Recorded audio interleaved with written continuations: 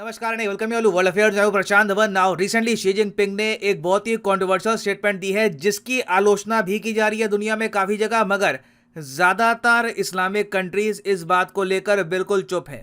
She Jinping ने openly ये कह दिया कि इस्लाम रिलीजन जो होगा चाइना में ये बिल्कुल चाइनीज सेंट्रिक होना चाहिए। इसकी जो ओरिएंटेशन है वो, ये बात देखो, जो ये वर्ड है ना ओरिएंटेशन, चाइनीज ओरिएंटेशन, ये बहुत ही स्ट्रॉन्ग वर्ड है। इसका मतलब ये है कि इस्लामिक आर्किटेक्चर जो आता है ईरान से या फिर अरेबियन कंट्री से आता है वो चाइना बर्दाश्त नहीं करेगा।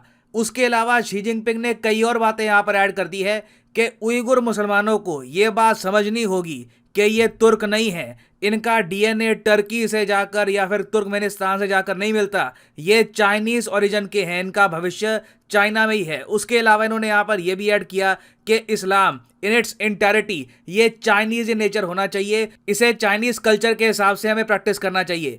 आगे ये ऐड करते हैं कि क्लर्की जो है, देखो यहाँ पे ये बात कर रहे हैं कि जो मॉस्क में जो इमाम्स हैं, जो वेरियस और यहाँ पे क्लरिक्स हैं, ये कम्युनिस्ट चाइना की दी हुई गाइडलाइंस के हिसाब से ही बात करेंगे, ये कुछ अपने हिसाब से ऐड नहीं करेंगे अपनी टीचिंग्स में।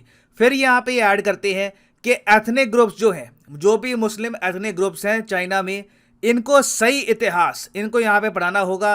दे need to be taught the right perspective of their history. ये सब बातें शी जिनपिंग ने बोली और चाइना के सरकारी मीडिया ने इसको एक्सटेंसिवली कवर किया है। और पूरे चाइना में, पूरी दुनिया में आप देखोगे कि शी जिनपिंग की जो ये स्टेटमेंट है इसको एनालाइज किया जा रहा है। तो इस वीडियो में हम डिस्कस करेंगे कि शी जिनपिंग ने यहाँ पर कहा क्या है और in the future China Xinjiang region में क्या कर सकता है। तो डिस्कस करते हैं इस टॉपिक को इन डिटेल, मगर आगे बढ़ने से पहले आपसे क्वेश्चन पूछूंगा।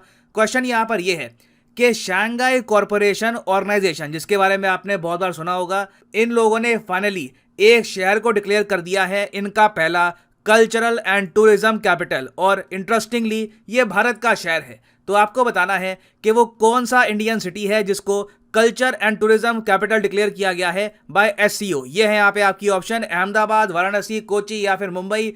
कमेंट सेक्शन में करिए उत्तर, सही आंसर आपको मिलेगा वीडियो के अंत में। ना पिछले 8 साल से ना चाइना के प्रेसिडेंट अपनी ही कंट्री के एक रीजन में गए नहीं।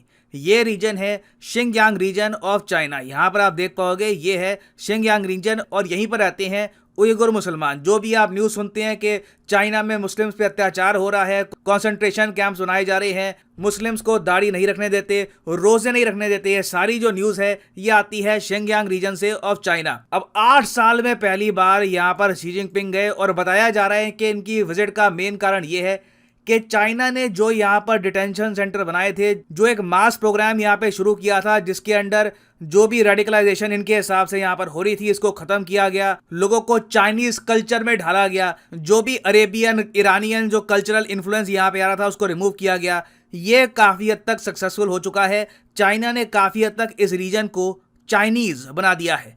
तो ये देखने के लिए, यहाँ पे जो प्रोग्रेस है ये देखने के लिए शी जिनपिंग पहुंचे यहाँ पर। और यहाँ पर आप देख पाओगे ये उइगुर मुस्लिम महिलाएं हैं। ऑब्वियसली इनको यहाँ पे बुलाया गया होगा, सब कुछ स्टेज्ड है, लगातार लोग यहाँ पर तालियां बजा रहे थे। और कई जो वीडियोज आई है जहाँ पर शी जिनपिंग घूम रहे हैं, यहाँ पे लग रहा है कि पूरा नॉर्थ कोरिया स्टाइल प्रोपेगेंडा है। बट शी जिनपिंग ने यहाँ पर दुनिया को एक मैसेज सेंड किया है कि उइगुर जेनोसाइड के इशू को लेकर जितना भी चाइना पे प्रेशर डाला जाएगा, चाइना पीछे नहीं हटने वाला। अभी पिछले कुछ सालों में आपने देखा होगा कि यूएस, यूरोपियन यूनियन, इन दोनों ने मिलकर चाइना पे बहुत आरोप लगाए कि चाइना ने हजारों मस्जिदें तोड़ दी हैं अपने देश में। जी हाँ, हजारों। अब यहाँ पे आप कहोगे कितनी हजारों, 2-3 हजार नहीं, 16,000 मस्जिदें चाइना ने डिमोलिश कर दी थी। कई मस्जिदें तो देखो जो बहुत आइकॉनिक थी, बहुत आलीशान थी, जिनकी एक बहुत पुरानी हिस्ट्री थी, उन मस्जिदों के साथ चाइना ने क्या किया कि उनका आर्किटेक्चर चेंज कर दिया। बेसिकली देखो, जहां तक मैं देख पा रहा हूं, कम्युनिस्ट पार्टी ऑफ चाइना का सबसे बड़ा डर यह है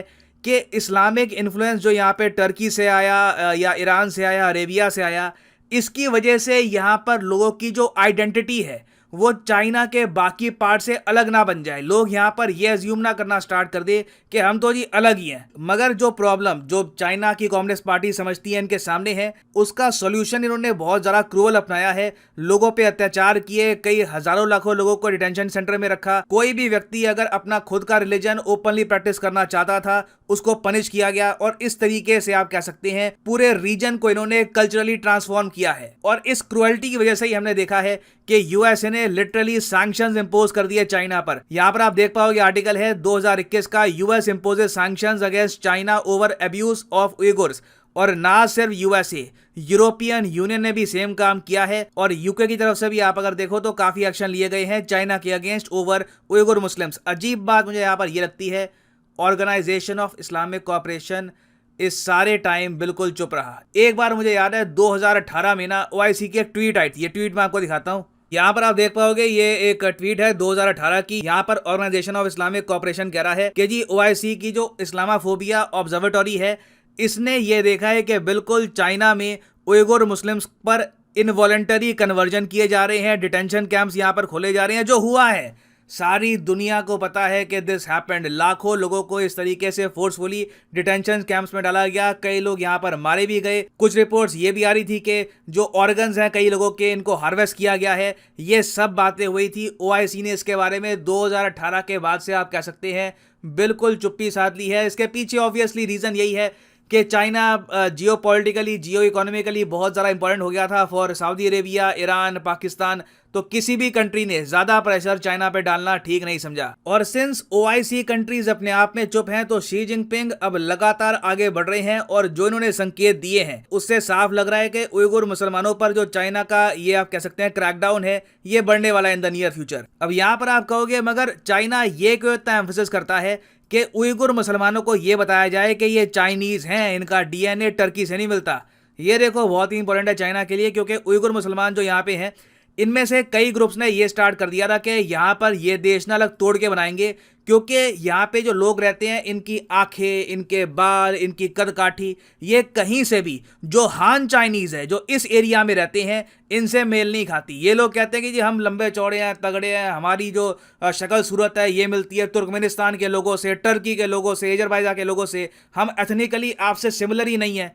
तो चाइना ने ये इंश्योर किया है कि इनके दिमाग में ये बात अच्छे से डाल दी जाए कि आप लोग चाइनीज हैं, आपका भविष्य चाइना के साथ ही जुड़ा हुआ है। इवन दो आप अगर देखो तो 90% उइगुर मुस्लिम्स कहते हैं कि ये एथनिकली टर्क हैं और ये तुर्कमेनिस्तान और किर्गिस्तान के जो लोग हैं इनसे ज्यादा सिमिलर हैं। मगर चाइना यहाँ पे इनको कहता है कि टैंग डायनेस्टी के बारे में पढ़ो। देखो ये जो आप कह लो हिस्टोरिकल थ्योरी है, ये चाइना ने बहुत प्रमोट की है कि 700 सीई में चाइना की एक डायनेस्टी थी, टैंग डायनेस्टी।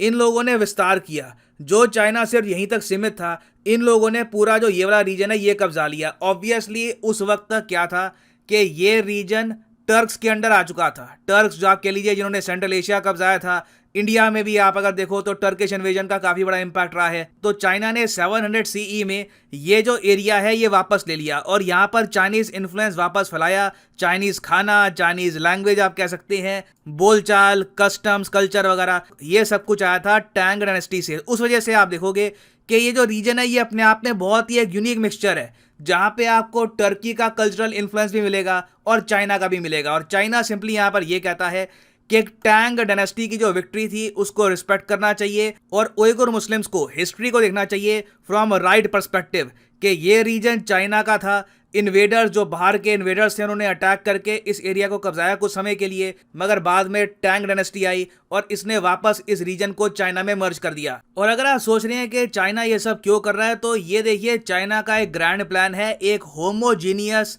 कंट्री बनाने का। ये शी जिनपिंग का ड्रीम है। जब ये पावर में आए थे तब इन्होंने ये कहा था कि ये चाहते हैं कि पूरे चाइना में ना एक ऐसी भावना हो कि उइगुर का आदमी दर्द समझे शंघाई के आदमी का, शंघाई का आदमी दर्द समझे वुहान का। एक कल्चरल, एक आप कह लीजिए एथनिक सिमिलरिटी आए। होमोजीनियस सोसाइटीज़ आपको पता होगा ऐसी सोसाइटीज़ होती हैं जहां पर आपको वैरायटी नहीं मिलेगी लोगों की। जब जैसे इंडिया है, इंडिया होमोजीनियस का बिल्कुल उल्टा है। इंडिया में आपको विभिन्न लैंग्वेजेस, विभिन्न कल्चर, एथनिसिटी के लोग मिलते हैं और हम इसको सेलिब्रेट करते हैं। हम लोग साउथ इंडिया से जो मूवीज आती हैं वो भी इंजॉय करते हैं, नॉर्थ इंडिया की मूवीज, हम नॉर्थ ईस्ट को भी अप्रिशिएट करते हैं और हम लोग अपनी मूवीज में, अपनी बुक्स में इस बात को सेलिब्रेट करते हैं कि हम लोग कल्चरली कितने डिफरेंट हैं, but still we are part of the same country. China यहाँ पर यह चाहता है कि जो ये कल्चरल डिफरेंसेस हैं, एथनिक डिफरेंसेस हैं, कल को कोई बाहर का देश इनका फायदा उठाकर चाइना को तोड़ने की कोशिश ना करे, तो इसके लिए ये लोग एक होमोजीनियस कंट्री बनाना चाहते हैं। अब ऑब्वियस सी बात है, जब आप एक होमोजीनियस न्यू चाइना बनाओगे तो कई जो एथनिसिटी के लोग हैं जिनकी आबादी कम है, जो लैंग्वेजेस हैं जिनको कम बोला जाता है, वो कुचली जाएगी, उनको हटा दिया जाएगा। और यही आज के समय चाइना में हो रहा है। और शी जिनपिंग ने क्लियर कर दिया ये बात कि I am not going to stop, मैं बस बढ़ने ही वाला हूँ आगे अपनी इस थिंकिंग को लेकर।